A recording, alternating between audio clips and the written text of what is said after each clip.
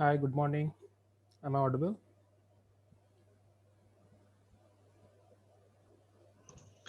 Yes, I Thank you.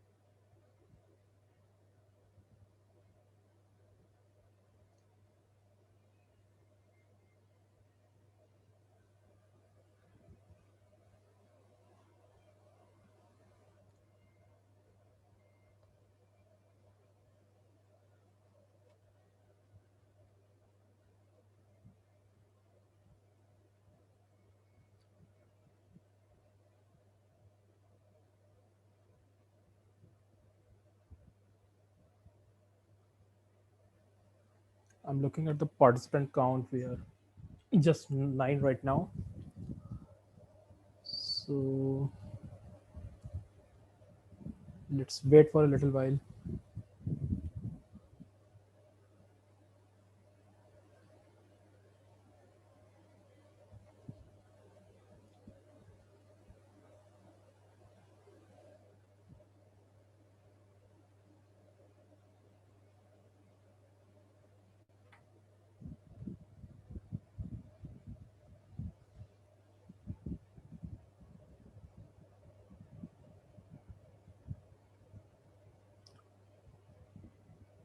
Okay, perhaps a minute more and then I'll start.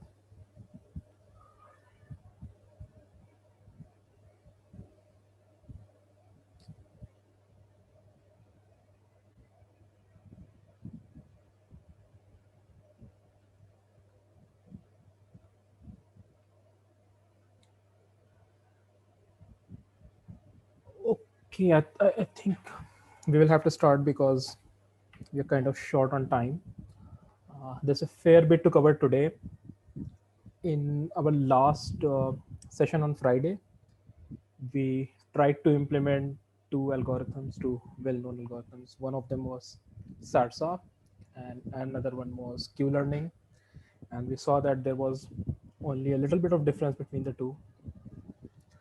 I'll show you the code in a little bit, my own implementation. Uh, we were, I think everyone was able to implement SARSA and get it to converge. With Q-learning, perhaps there were a few issues. So I implemented it. I looked at the parameters, and because there were suggestions that if you hold, if you start with a totally random policy and let it be random for a while, like 500 iterations or so, then you very quickly converge in a few thousand steps, a few thousand episodes. So I tried something on those lines, a little differently, but so, what are we going to do today? There is no additional or new notebook. If you haven't like implemented both SARS and Q learning, then I'll encourage you to open the same notebook and look at the definition of Q learning and try to implement it. And I'll walk you through my own solution. Uh, and then there is a little bit of a recap of everything we did in this week, and after that we are going to look at the project. Of course, I already shared what the project is, but I'm just going to introduce the project rubric and a few additional details. So let's start with the code. Notebook is again same, the one we were using last time, What I have done is I have changed the variable naming a little bit. So this is the same notebook that we were using last time. Let me very quickly execute it from the top. And if you want to pull it from the repository, then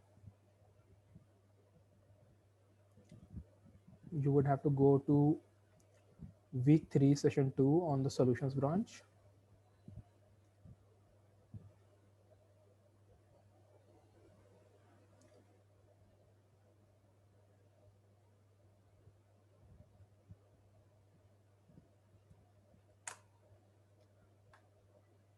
This is the notebook. This is the only difference is that it has my implementation at the bottom of both SARSA and Q learning. So I have it open. I'll just run on the all the cells until we reach the very bottom.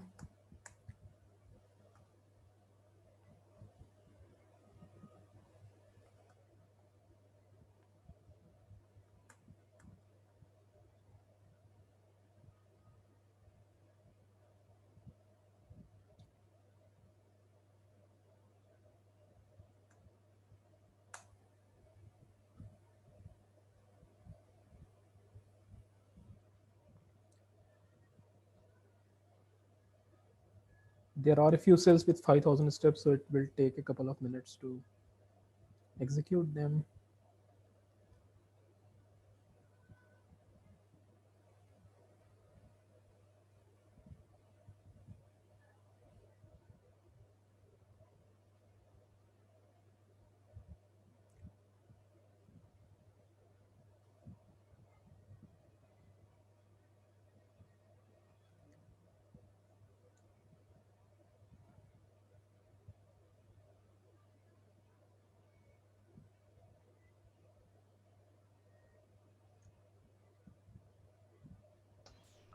Hey, Farhan.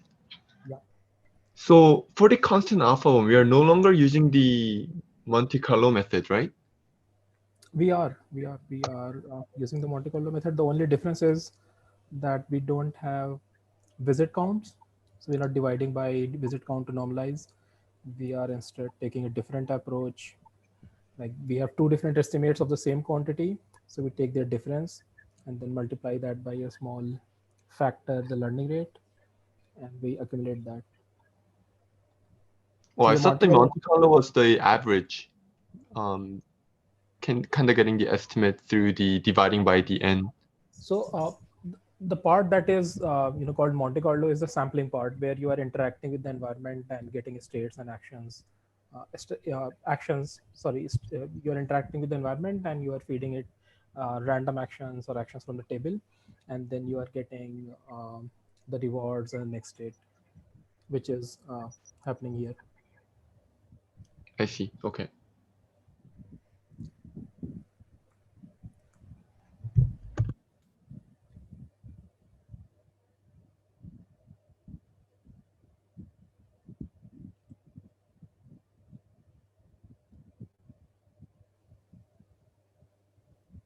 So in the meanwhile, did anyone try to like improve the two implementations, SARSA and Q learning? Did you get anything better than let's say 5,000 steps? Did you get a good policy?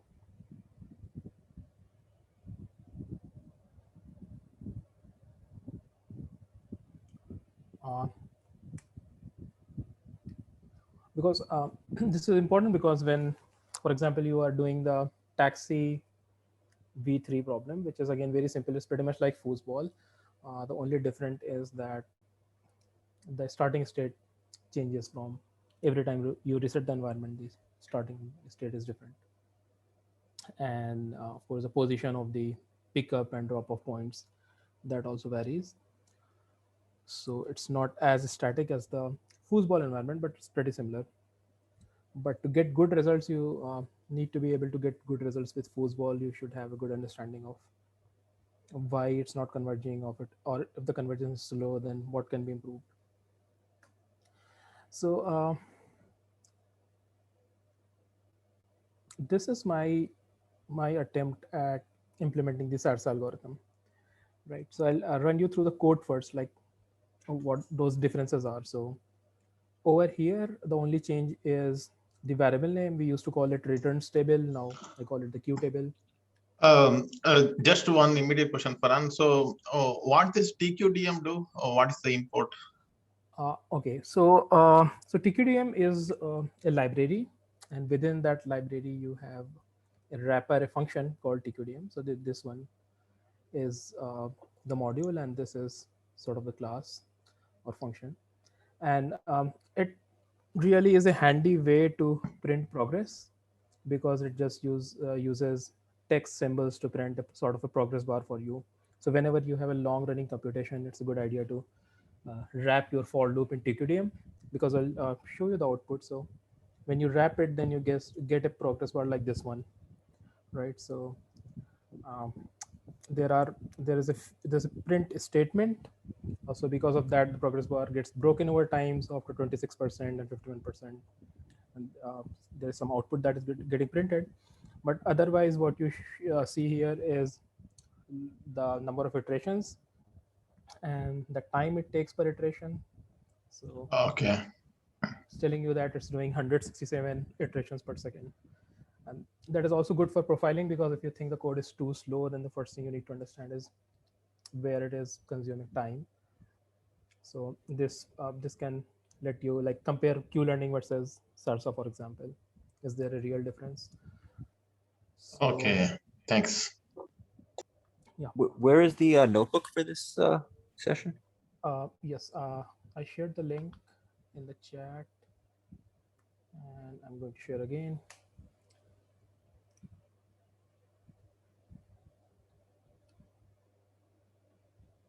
So the rest of the notebook is same, right? This was the last cell, and then there was no starter code last time, and I basically asked everyone to try and implement SARSA and Q learning from a link that I shared, which was this this blog post. And I the only difference is that I have added my own implementation here. So there's a helper function that basically is giving me uh, letting me sample actions, but the main difference is over here. So this variable I have renamed. There is no other change. I have reduced the number of episodes because I was just experimenting, and I saw that even with 2000 steps, I was able to get good convergence most of the times, not always. The rest of the parameters are same except for epsilon decay. So on Friday when we were experimenting, so some of you mentioned that if you just hold the, if you stop decaying epsilon for the first 500 steps, which means setting it to 1, which also means that you are sampling from a purely random policy in the beginning. So you're selecting all actions with equal probability, no matter what the associated returns are. If you do that, then you get to convergence pretty fast. So that is one way you can always do that. Just don't decay alpha for the first few hundred or thousand, whatever that threshold is, episodes, and then start the normal decay process. But you can also set alpha to a slightly higher value. So when we were experimenting this on Friday, it was 0.999, and then I just slightly increased it. What I actually did is I just, when I just tried to plot the value as it decays, and then I tried to see where it falls below, say 0.2 or something like that, and I just increased it a little bit so that it takes more iterations to reach that point where epsilon becomes really small, which is zero point 0.1, right? And with these changes, if you look at the algorithm itself, it is very close to what you see here. So let me just try to show you the like the code first. So start in the beginning, you just start with the initial state, and then you sample an action using the epsilon greedy policy, right? That action could be anything. It could be the best action, it could be one of the less optimal ones. And then this is basically the core loop where you feed that action to the step function, and you get the next state, you get the reward, and you get the done flag. And what SARSA did was it again tried to sample another action. So now we are in state one, so it uh, tries to sample another action for state one, right over here. So you get A1. Now the information we have is, yeah, so there is a question about epsilon decay. I think if you do it per step, then it will be just too quick. Again, that also depends on what exact starting value you started with. But I think decaying it either every episode or every few episodes makes a lot more sense. Every step, doing so every step would be too quick. Uh, but the idea behind SARSA was that you have a state, you select a epsilon greedy action in that state, you find a new state, and again in that new state you again find an epsilon greedy action, right? So you kind of simulate two steps, and the information you get from these two simulations is the reward number one, because you transition from state one to the next state, and you also get the simulated return, you can say, or estimated return for the new state, because uh, if you have to determine the return for S1, then you have to pick one of the actions that you are going to take in this state, and that is what SARSA does. So we'll sample an action, and that basically ensures that you have access to this reward value, and you can also pick a value here, right? So this is the same recursive equation that we used when we were using the dynamic programming approach. So there was immediate reward, and then you pick the return of the next state, the maximum return of the next state. So here, instead of the maximum return, we are picking a random greedy return based on the epsilon greedy approach. So if you look at these two terms combined, then this is an estimate of the return for the state S0 and action A0, because this is the reward part and this is the return for the next state. Sorry, just one quick question. So in this case, like we are calling this like the epsilon greedy action for every step and for every episode 2 times. For uh, actually for every step. So inside is Yeah. right. So in one episode, you could be doing it thousands of times depending on how long your episode is. Okay. Basically, at every step, you are calling that function. Right?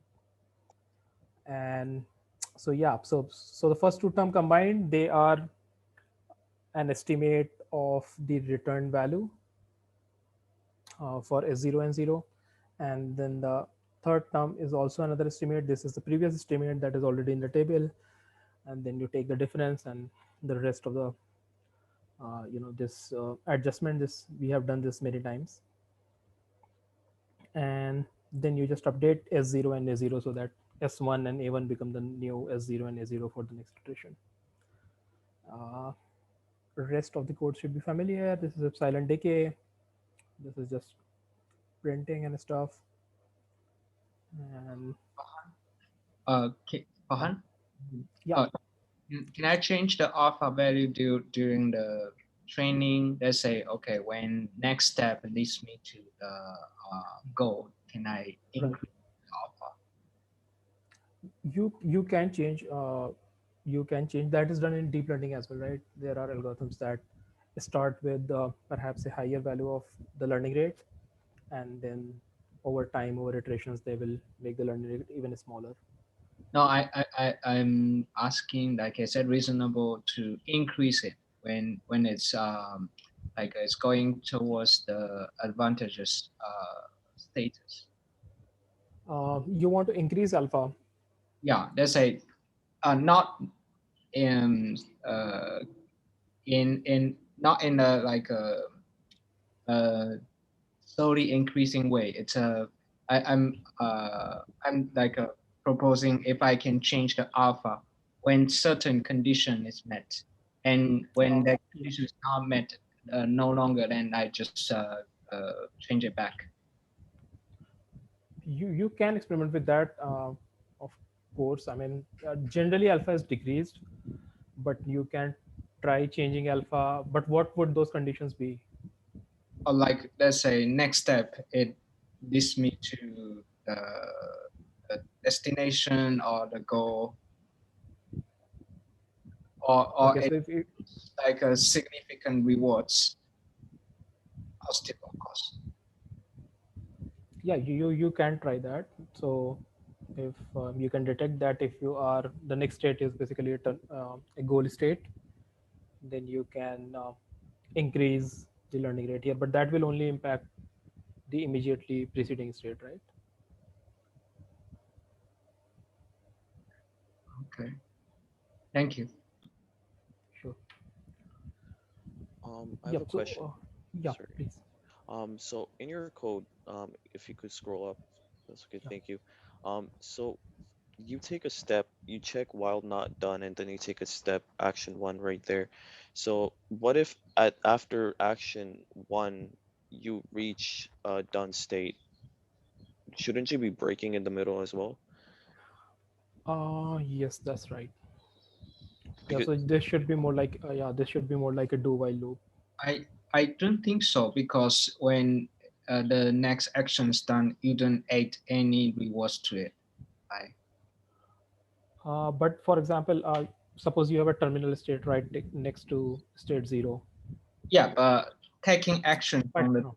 step to next one, it does not give you any reward. So Yeah, it is not. yeah, that is also right. so I had an implementation that was pretty much almost exactly like yours, except for some reason, even with 5,000, I never reached a state where I got any valuable results. We can take a look at Yeah, it, right? So let me just walk through these two pieces sure, and then we sure, can take a look. So yeah, so with how many 2000 steps and a learning rate of 0.0001 and an epsilon decay of 9995, I think. Yep. No, it doesn't always work, but it does work most of the times. In this case, it's stuck over here. But if you slightly increase to maybe 3000 steps, I think you'll get convergence. The thing I experimented with was this epsilon decay, because I just plotted it and I saw where it was, how many iterations it took it to reach point 1, which was the minimum, and also tried lowering the alpha value because some of you had experimented and found that a lower alpha value was actually, which sort of makes sense as well, because if alpha is too large, then you are quickly switching. So sometimes you switch back from a good policy to a bad policy because your alpha is too large. So in the end, it's a parameter and you have to figure out the right value. But this one seems to work most of the time. We can run it once more.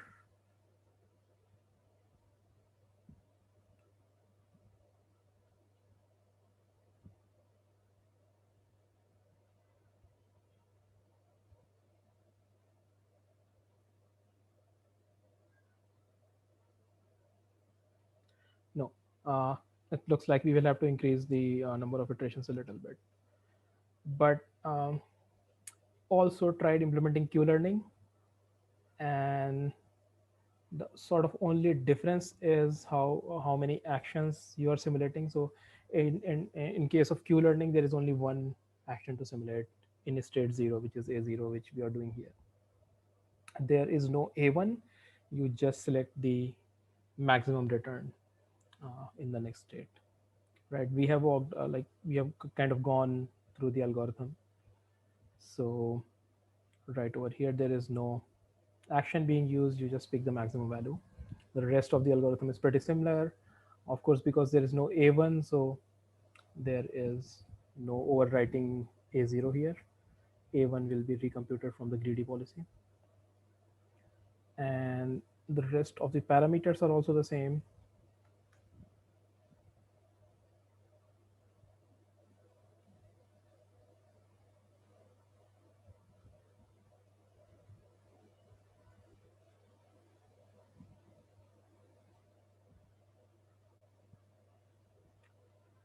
Yep. This seems to give us faster convergence. Even at 1/4 the iteration, it looks like we have reached the optimal policy. And by 2000, we definitely have an optimal policy. For this case, maybe we need to adjust the number of iterations a little bit, or one of the other parameters. But both are able to kind of reach the optimal policy in less than 50% of the steps. So what we had set out, the target for ourselves was that we want to converge faster. We were sort of getting convergence at 5,000 steps. The parameters were slightly different. You can also try changing the parameters here, where we set it to 9995 and set this to 0001, and then it will be an apples to apple comparison.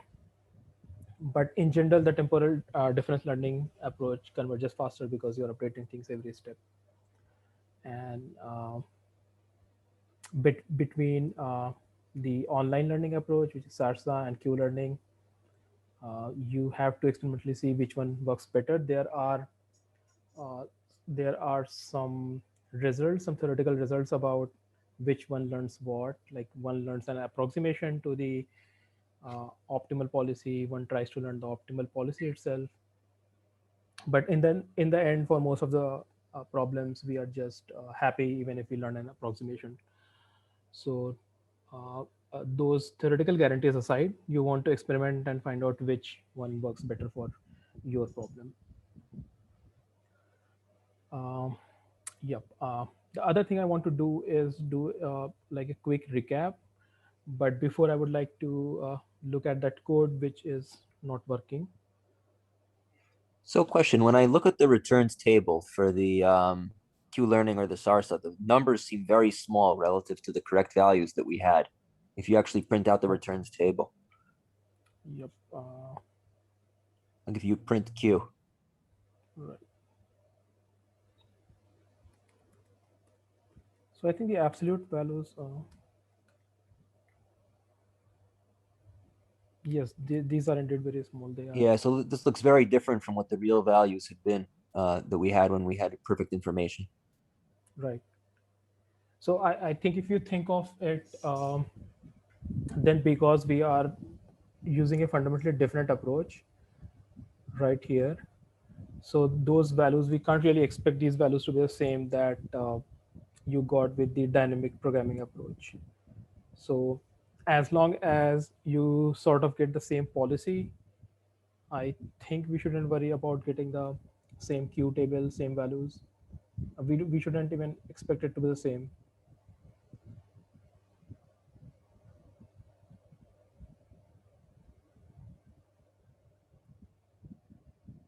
Because this over here and this, they are Yeah, zero. so mine is working now, but I'm curious what some strategies are to debug if looking at the returns table is not a valid debugging approach. I think we need to look at the difference, like how exactly it's getting updated, and print.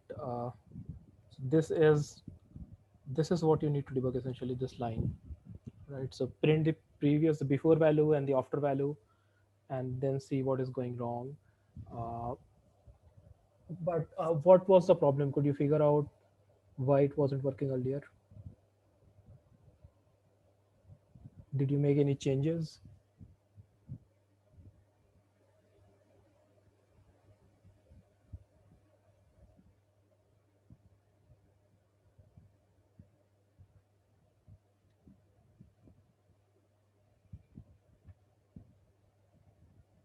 Did you try a different combination of the starting hyperparameters?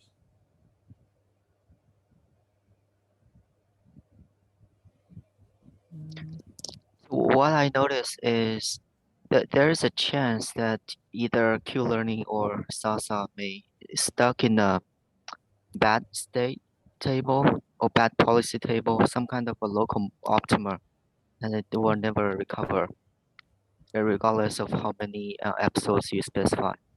So usually a good run, what I notice is they usually converge around 600 iterations. But if by any chance it is stuck in that bad policy table, then regardless of what you specify 5,000 or even more, it just Right. stuck there. Right. And I think that what we saw earlier was it's because of how quickly your epsilon is decaying. If it has reached a point where it's really, really difficult to, because you have to see that if you are getting stuck in with a bad policy, then you need many more samples of good episodes where you took the right decision and you reach the goal state.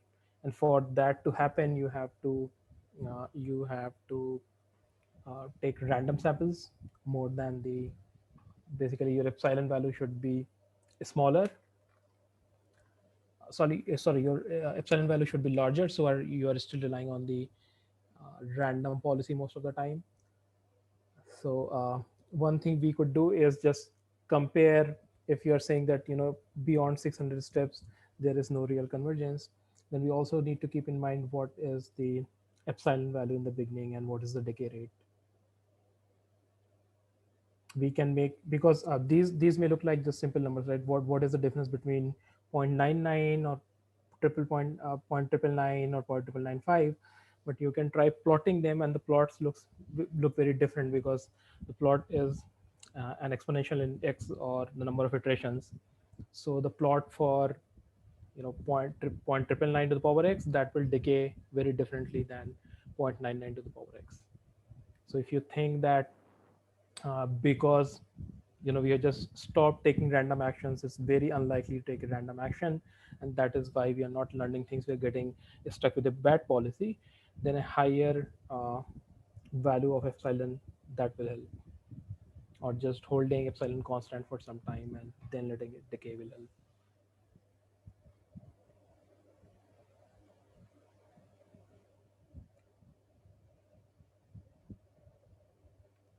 Is everyone able to follow this code, like implement is able to implement and get similar results?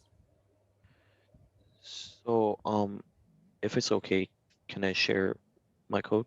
Yeah, absolutely. I'll just stop sharing my screen. Thank you. Okay. Okay. So, let me know if you can see my screen. I'm trying to give me a second because I'm trying to stop sharing and it doesn't seem to work. I think you stopped because I think it says I'm sharing my screen now. I'm not Okay, sure. Yeah. that's good. Yeah, I can see your screen. Great. Okay, so generally, at least based on my understanding, my code looked similar to yours, but just as a walkthrough, this is just going over the number of episodes. That's the returns table that we had previously that I think you renamed. Uh, Once again, the Mhm. problem is that I'm not able to see your code because Okay. I'm stuck with my own screen. Okay, maybe let me stop sharing. There is some issue on my side. What can I do?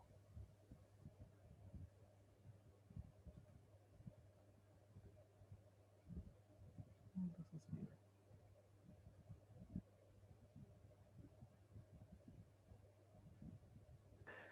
So from my side, I don't see your screen, so I'm not sure. You But think it's stuck for you? yeah, it's weird.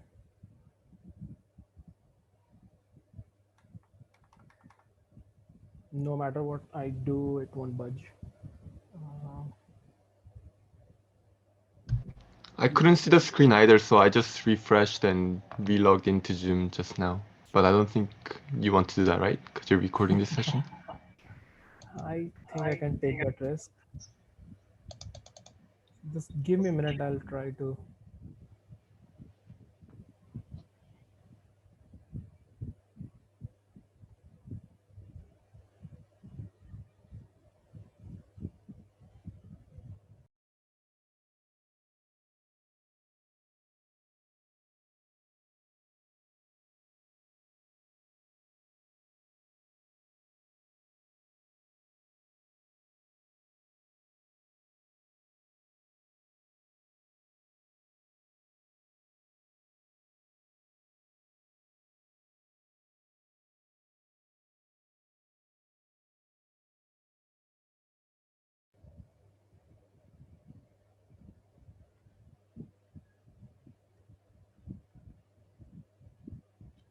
Okay, no matter what I do, I'm not able to stop sharing my screen. So,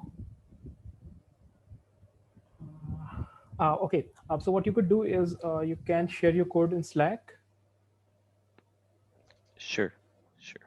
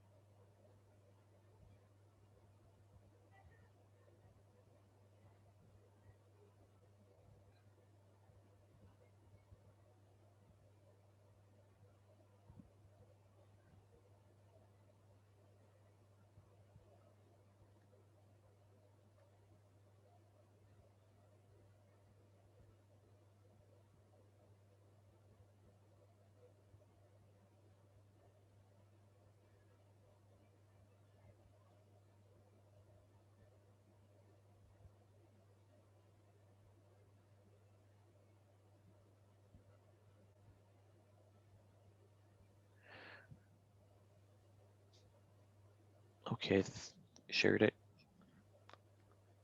Okay, cool. Hmm.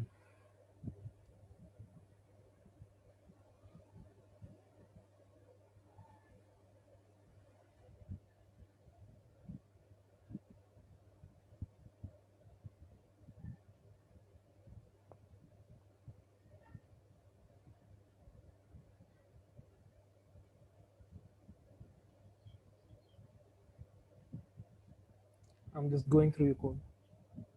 Mhm.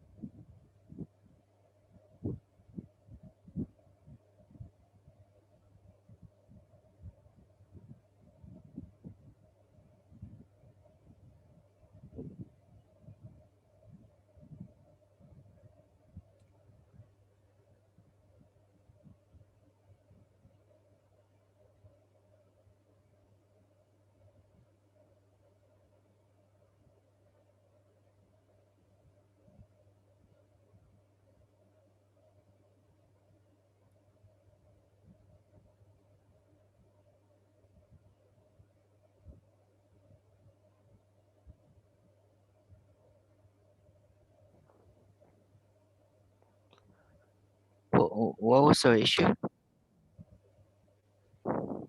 So it does not seem to converge, as in I don't get a proper answer. I'm not sure if it's getting stuck like we discussed, but so I think somebody said the epsilon update is in the wrong loop, but I think what we discussed was it does not matter. Like it depends. I think you So should put the yeah, go epsilon ahead. in the while loop instead of outside the while loop, right? And I think every that's, yeah, I think the epsilon update looks okay to me because it's sitting outside the while loop, which means you are updating epsilon every episode. So I think maybe try, because I had the same problem. So maybe try move the if down break Hmm. after at the end of the while loop, Oh, okay. because you are taking T1 status, right? T1 state, but you are updating T, but you take the T1 before that. So even Oh, I if see your what you mean. T1 is done, you still want to update It's state just you T. want to update, yeah. Right, right. Yeah, Okay. I had the same problem, and that might help, I guess. All right. I'll try that. Thank you. Yeah, because I'm just reading through the code, I can't find anything which looks out of place. The update equation is right.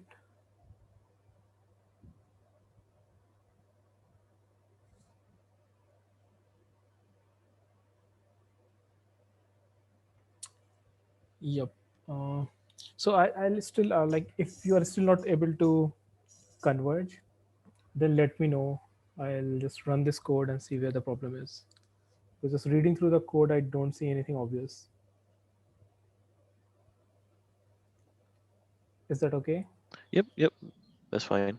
Also playing with the parameters a little bit more. I'm not sure if that's gonna make a difference, but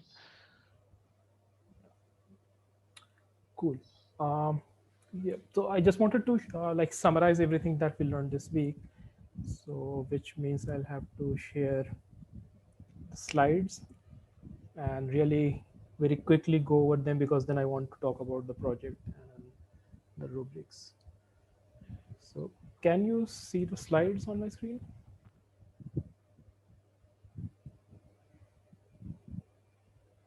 Can anyone confirm? Because I don't see it. okay, I don't see it either. all right. So I think I'll just have to log out and then join the meeting again, which means okay. So I'm going to assign the controls to Marcelo, and then I'll be back in a minute.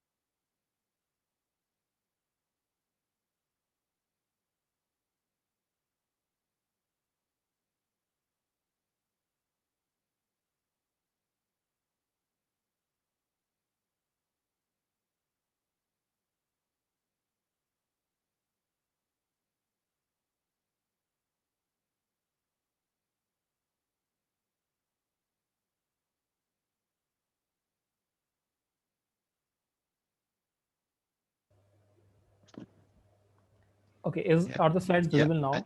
I see your screen now. Okay, all right. So very quickly, where we are. So we started with the exploration and exploitation part, where we saw that exploration corresponds to taking random actions in the environment, and what we were essentially doing, which we weren't really using probabilities, but because we were not specifying probabilities, then so we were basically taking random actions. That was the sort of the first implementation we did. Of course it didn't converge, but there were some signs that it was trying to learn the policy. uh, it's a good thing to be exploring in the beginning, explore as much as possible, and then switch to exploitation. And there was just one line of code where we were sampling from all possible actions. Then we tried pure exploitation, which meant picking the action corresponding to the highest return.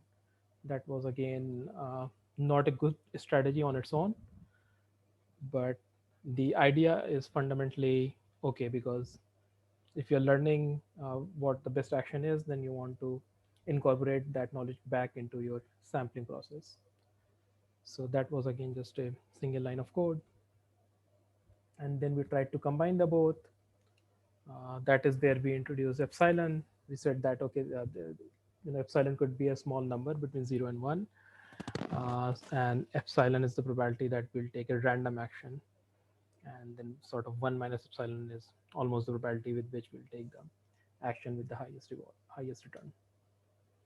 So there was a little bit of code, a few lines, but we managed to do that, and the combination was sort of working, because there was a clear trend. We saw that there were states that were close to the goal state, for which the policy was being learned correctly, but it wasn't quite trickling down all the way to the starting state. And then we debugged the code a little bit. We realized that uh, maybe because when you're combining the two things, you have to think about when to switch from exploitation to exploration. And the simplest way to do that is epsilon decay, where you start with an epsilon value of 1, and which will ensure that all the actions have the equal probability. So you can call it, technically it's uniform sampling. Every action has the same probability. You start with that policy in place. Then over time you slowly decrease epsilon, which means that you are less random and more relying on the returns table as the episodes increase. And that was we called it epsilon decay, and we wanted to ensure that we never quite stop exploration, so we set a lower bound which was zero point 0.1. Again, that is a hyperparameter that needs to be adjusted. We often felt that epsilon was decaying too much, we were not exploring enough, we abandoned exploration, and then the policy wasn't really converging fast enough. So that is something that we need to tweak in a real setting. Then we but even with all these changes combined, we were not able to converge fast enough. And when we looked at what the problem was, we saw that every new step, the whatever whatever the difference was with that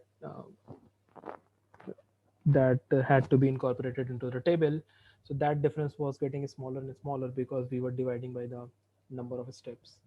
So no, the returns were getting accumulated. They were typically increasing, but when you divide that by an ever increasing number of visits to a particular state, then that the effect of that division is non-linear, and that was making every new update smaller and smaller.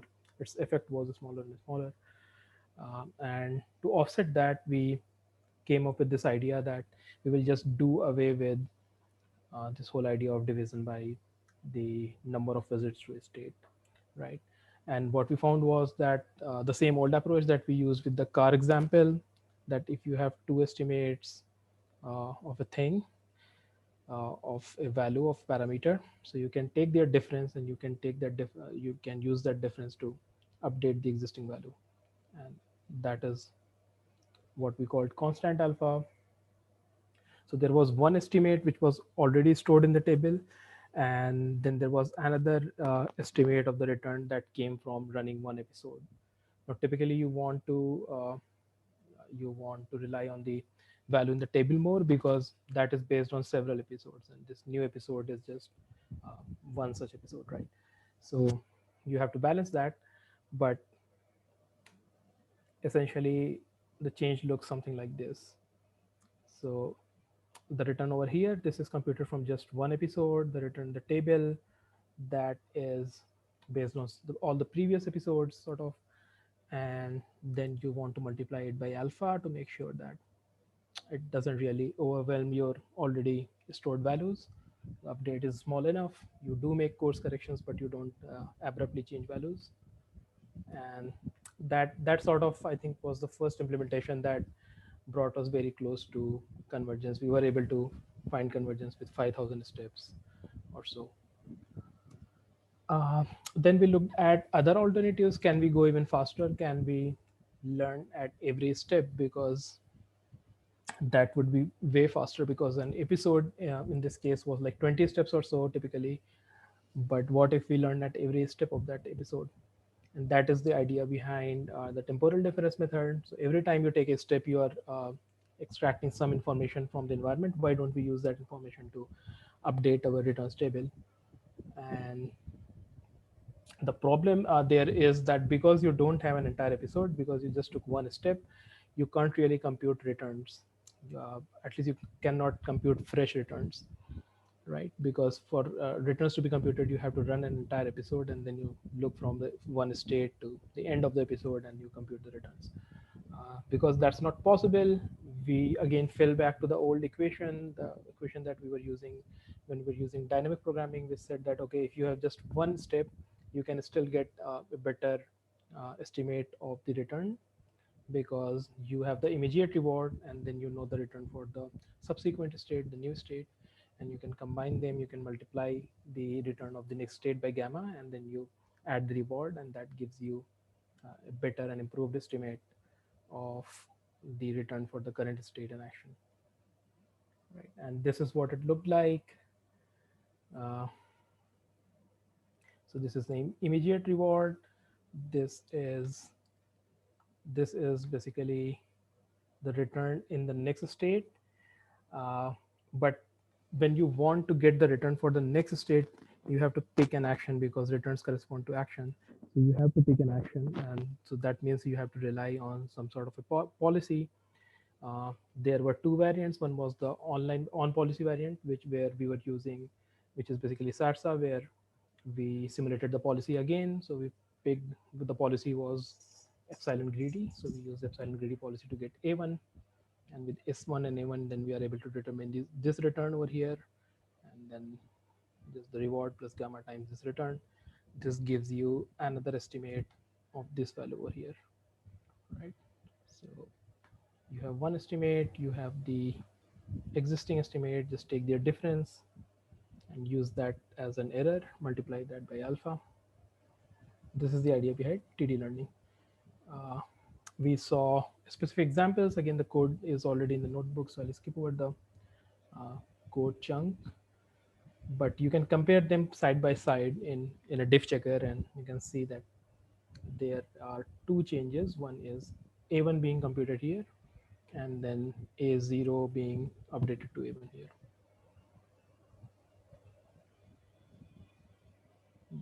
This is all we did last week. Then, of course, we want to now talk about terminology, because we want to get started with our own project.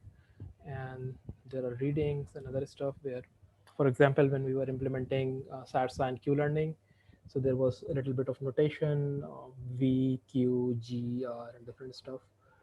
So because we are low on time, I'm not going to go through every slide, but I've tried to add all the pieces, all the terminology that we have seen so far about environment, agent, and we already saw some of it earlier, but now we are trying to formalize a little bit. Like, for example,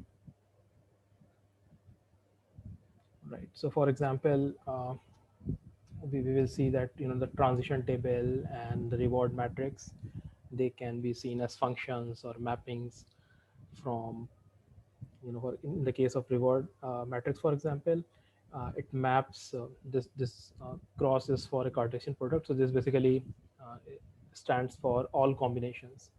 So for every combination of starting state and next state, this will be like a square table, which is filled with real numbers representing different rewards.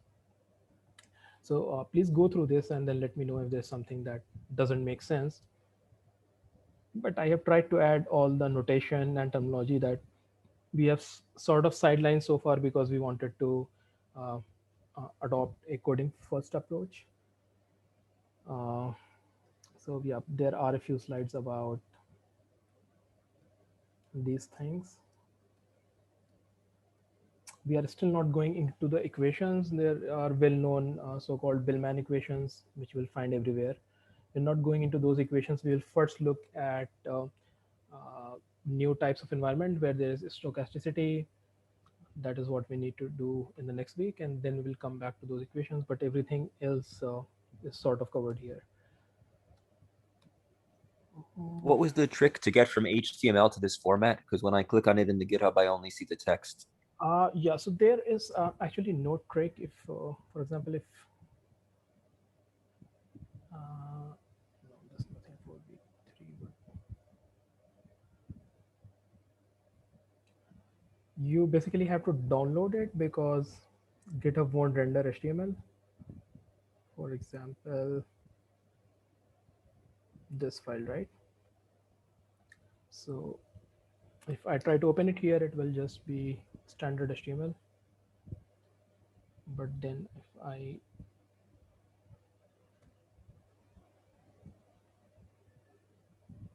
try to save it, and then if I open it in my browser, then it opens normally. uh, Sometimes you will have to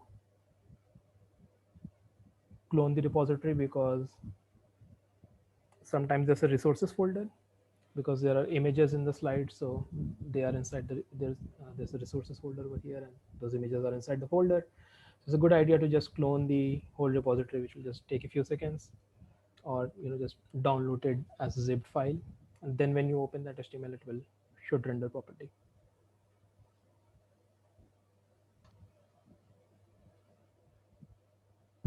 So in terms of TD learning, will we also go into TD lambda learning? Not right now, but yeah, I think we will cover that. So in terms of what we've learned for SARSA and Q learning, is that TD0? That is TD0, right? Yes. Okay. Yep. I have one quick question. So between SARSA and Q learning, which one is online? Which one is offline? SARSA is on policy, actually, not online. SARSA is online Oh, on okay. policy, because you are sampling the second action. You are actually following the policy. You're not just using the policy to select the return value. You are actually following the policy in the second step. I see. Okay, thanks. Yeah. So yep. So I'll just skip over all of this, but it's there. Most of the terminology that we need. Let me know if anything is missing. If you're looking at one of the linked articles or books or anything, you find anything missing, let me know. I'll add that as well. The Bellman equation part is still not there, because we want to talk about stochastic environments first, and then write down equations which apply to both the stochastic and the non-stochastic environments. So that's all in terms of the recap. The other thing is the project. We already saw the gym environment. This is what we sort of have to solve and submit as part of the take home project. Someone pointed out that it's not quite stationary like the foosball environment, which is right. You have different starting positions, you have goals in different places, but it's still not stochastic. And part of solving this environment is being able to decipher what the environment does, like what actually is the behavior, underlying behavior, what transitions are there, what are different probabilities are there corresponding to those transitions. So that is part of the solution. I'll just show you the rubric. There is a file p1.ipynb in this folder, this week's office hour folder. You can use this file, or you can create your own. Like, there's no starter code or anything, so feel free to start with your own code. But the submission instructions are over here. So what I'm expecting is a standard Jupyter notebook. You can do it offline or in Google Colab, wherever you like. But once you reach the result, like you consistently get the results that are needed, then please don't remove the output. Just save the notebook as it is and share it with me on Slack. DM me your notebook. It should be a few hundred bytes. And other than so, let me actually show the rubric. So there are 5 rubric sort of points. Number 1 is that you have to look at how, because we want to understand how this is different from our own implementation. So look, when you start looking at the taxi v3 class, there is a discrete environment class that is being extended. So look at that class as well, because then you have a good understanding of which method is defined where and how different things are working. So part 1 is understanding the discrete environment class. Then part 2, you have to understand and describe how the taxi v3 class works, and of course also look at the reward structure and the transition matrix and describe that as part of your analysis. And then comes the actual process of training. Again, you can use, we have just learned like SARSA and Q learning. You can try to use them, or you can use something more fancy, research a bit. And the goal here is to get an average score of 9 or higher. And if you start looking at other implementations on GitHub and other in other places, so people have, I think for taxi v3 the score is 9.2, 9.3, something like that, the highest scores. So we are setting the bar slightly lower. We need to get a score of 9. uh, this is over 100 consecutive episodes, because it's a problem that varies from iterations to iteration to iteration.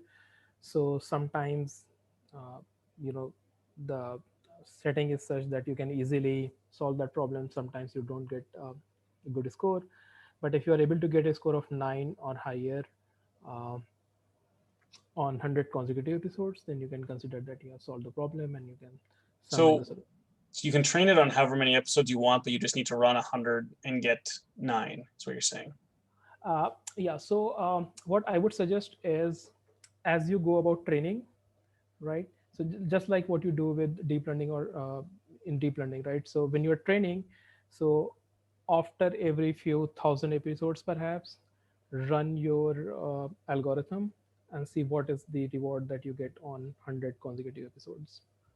Because if you just do it at the end once, then if you want to take that approach, then you should probably test it for 1,000 episodes and then take the average reward for every 100, like do a sliding window and find the reward for every 100 episodes, because we need to be sure that this is the reward that you are consistently getting, not just, it's not a one-off thing. So hold on a second. So you're saying you're allowed to train it on however many you want, but you want that the last 100 episodes to get this reward. No, I'm actually saying the opposite. So suppose I get a reward of 9 on the last 100 episodes. I cannot be sure that when, if I repeat the experiment, I'll again get the same reward for the last 100. So what you could do instead is either make it part of the training loop.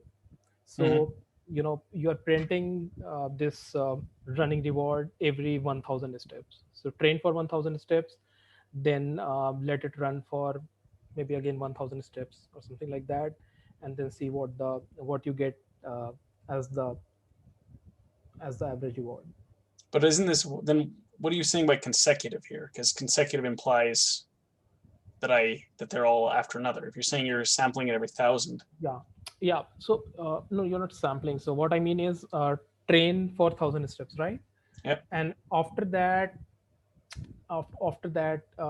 test it for, let's say, 500 episodes, right? And when you're doing that, then during those 500 episodes, find the average reward that you get during the first 100, then the next 100, then the next 100 episodes. And if you're consistently getting that 9.0, then it is solved. Okay.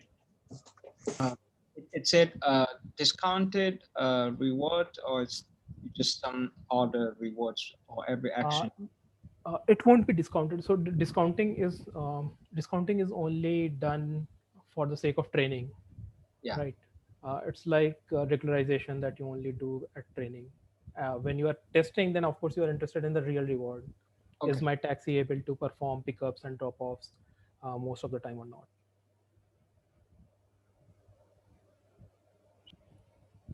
Yeah. And step 5 is basically documenting everything. So it shouldn't be anything elaborate, but if you made a choice, if you played around with the parameters, if you perhaps found something online interesting and you were methodical instead of just trial and error, so document how you set the parameters, how you tried, how many times you tried, and how you got those results.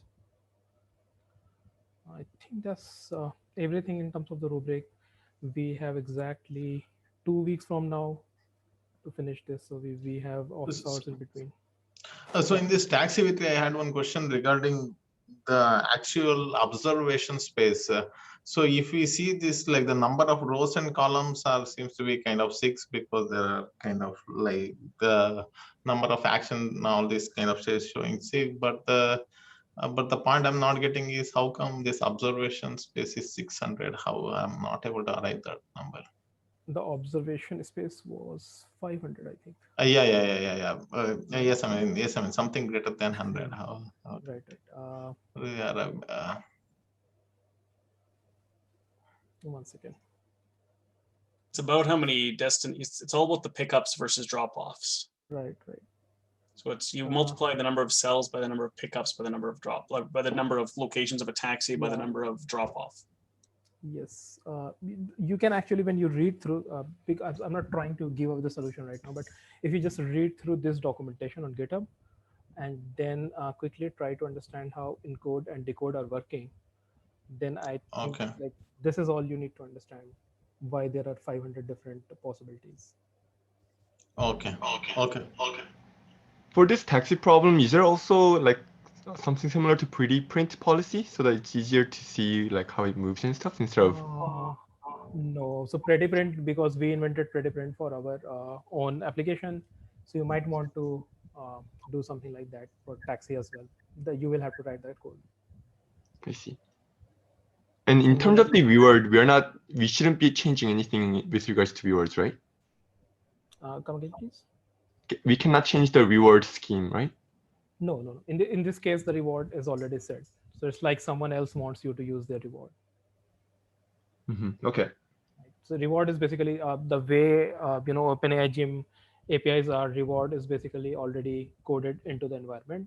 Although we have to understand that the reward is something that engineers come up with based on their experience, domain expertise, whatever. Yeah, because I was wondering, like, when a taxi picks up a passenger, shouldn't that give some form of reward to indicate that that is the direction you want to go? But we don't seem to do that until we drop off the person. So it's really hard to get the reward of 10. Right. I also sort of thought about that. I couldn't find why it is defined like that. There is a source cited here, I think. It's because no matter what, it's the same as just taking a longer path. You should envision your path as the way to get to the pickup and then to the drop off. Because the point is that every step you take is -1. Like every single thing you do is -1. So picking up just means you're one step closer to dropping off. And if you do it properly, you should be able to get it to work. Like it's that the path is longer, right? You have to envision your path as the path to pick up and then the path to drop off. So it's just a longer path you're trying to teach. Yeah, but I think if you introduce something in between, which that should help the learning process. It would help by making it so that you could learn pickup before you learn drop off. Because the problem is right now you kind of learn drop off.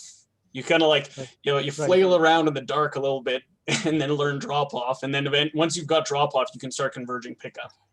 Right, and the fantastic thing about these environments is that they are so simple. You can easily just fork it in GitHub or just create quick copy, and you can change around things. So if you want to see what will happen if you introduce that intermediate reward, then you can very easily do that. I think you would have to also be careful though, because you might end up introducing something where if you got a reward for picking up and then you immediately dropped off, you might get a higher reward than the path of picking up and then dropping off appropriately, because you're getting some negative reward for that drop off, but your overall reward structure might be still better than taking those negative ones to find the other path. So I would be hesitant to do the pickup reward because of that. That's right. Yeah, that's right. Yeah. Yes, but we can experiment with that. And we can also change the reward structure. So I got a question for in terms of handing this in or whatever. If I've already, let's say conceivably I printed out a dictionary of what the answer was because I've solved it. Can I just reload that and do your 100 tests, or do you want me to retrain it? So conceivably I've learned, got it done actually twice. Yeah. I have the result printed. Can I just load that, copy paste that dictionary? Because I printed to the screen the dictionary of the table. Can I load that into a pandas data frame and just do your 100 tests? Yeah, that should be fine.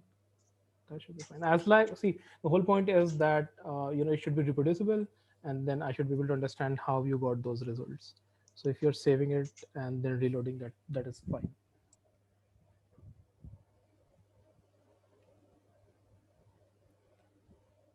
One thing I did wanted to mention was this variable p over here. So part of the analysis is understanding what this p variable is and how this is getting filled. And because you'll notice that there is no step function here. right? There is just init and render. There is no reset, no step, which means that those functions will be defined somewhere else in the base class, or one of the classes which from which the base class inherits. So sort of have to document that as well, like how exactly is this working. We are setting p here, but then where is p being used, and how are the step and reset function being defined.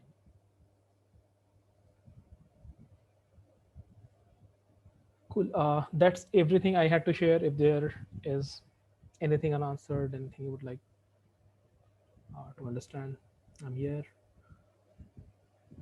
Uh,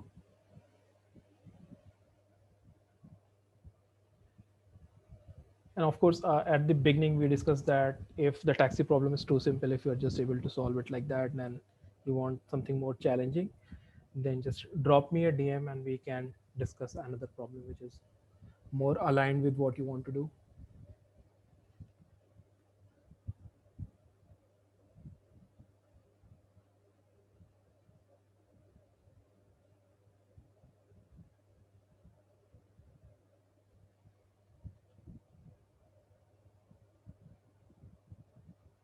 Okay, then we'll wrap up, and please drop me a DM and let me know if there is an issue. Uh, we will have our next sessions as usual. We'll go through stochastic environments, and then we'll wrap up this course next week. Okay, thank you. Thank you. Bye bye. All right, thanks. Thanks. Bye.